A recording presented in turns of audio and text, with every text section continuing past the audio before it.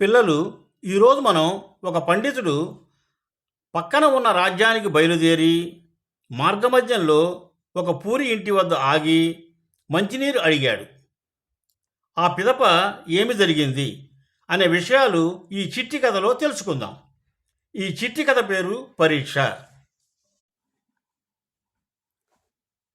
మండు వేసవిలో ఒకరోజు సుబాహు శర్మ అనే పండితుడు పక్క రాజ్యానికి బయలుదేరాడు.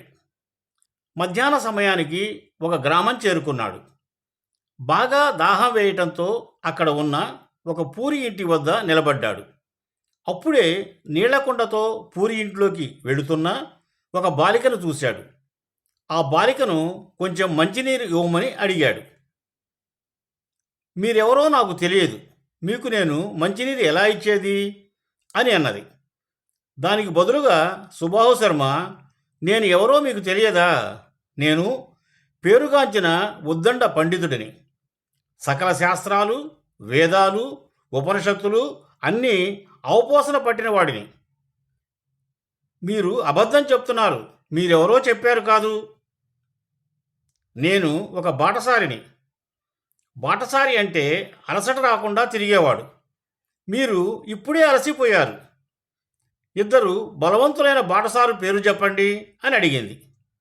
అందుకు నీవే చెప్పమ్మా అన్నాడు సుబాహు శర్మ. దానికి సమాధానం సూర్యుడు, చంద్రుడు అన్నది. ఆ బాలిక కుండ నీళ్లతో ఇంటిలోకి వెళ్ళిపోయింది. ఆ ఇంటి ముందు నుంచుని సుబాహు శర్మ, కొంచెం మంచినీరు ఇవ్వండి, విపరీతంగా దాహం వేస్తుంది. మంచినీరు త్రాగకపోతే పడిపోయేటట్లు ఉన్నాను అని గట్టిగా అన్నాడు. ఇంటిలో నుంచి ముసలావిడ బయటికి వచ్చింది. ఎవరు నీవు అని అడిగింది. నేనొక అతిథిని. మళ్ళీ అబద్ధమే చెప్తున్నావు. ఈ ప్రపంచంలో ఇద్దరు అతిథులున్నారు. ఒకటి ధనం, రెండవది యవ్వనం. అవి ఎప్పుడు వస్తాయో ఎప్పుడు పోతాయో ఎవరికీ తెలియదు. నేను ఇంకో ప్రశ్న అడుగుతాను, సమాధానం చెప్పగలవా అని అడిగింది. ప్రపంచంలోని ఇద్దరు సహనశీలుడు ఎవరు అని అడిగింది. కాసేపు ఆలోచించాడు. సమాధానం చెప్పలేకపోయాడు. మీరే చెప్పండి సమాధానం అని అన్నాడు. ఆమె ఇలా చెప్పింది, ఒకరు భూమాత, మరొకరు వృక్షం. ఎవరో నీవు ఇప్పుడన్నా నిజం చెప్పు. విసుగు చెందిన సుబాహు శర్మ, నేనొక మూర్ఖుడిని అని సమాధానం చెప్పాడు. మళ్ళీ అబద్ధమే చెబుతున్నావు. ఈ రాజ్యంలో ఇద్దరే మూర్ఖులు ఉన్నారు. ఒకరు రాజు, రాజ్యపాలన చేయటం చేతకాకపోయినా ప్రజల మీద పెత్తనం చెలాయించేవాడు. రెండోవాడు ఆ రాజుగారికి ఏ మంచి లక్షణం లేకున్నా గొప్ప మాటలతో ఆయనను పొగిడేవాడు. అప్పుడు సుబాహు శర్మ ఆమె పాదాలపై పడి క్షమించమని అడిగాడు. ఆమె ఎవరో కాదు, సరస్వతీదేవిగా గుర్తించాడు.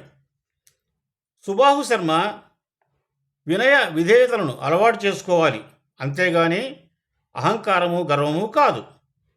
ధనదాహం, కీర్తి, అహంకారం మాయలో పడి నీవు చెడిపోతున్నావు అని నీకు ఈ పరీక్ష పెట్టాను అన్నది సరస్వతీమాత.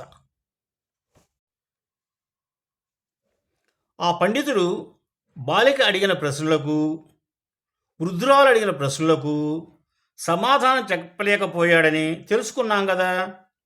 ఇప్పుడు ఈ కథలోని నీతిని ఒక వాక్యంలో చెప్పుకోవాలంటే, విద్యతో వినయ విధేయతను పెంపొందించుకోవాలి. ఇదే ఈ కథలోని నీతి.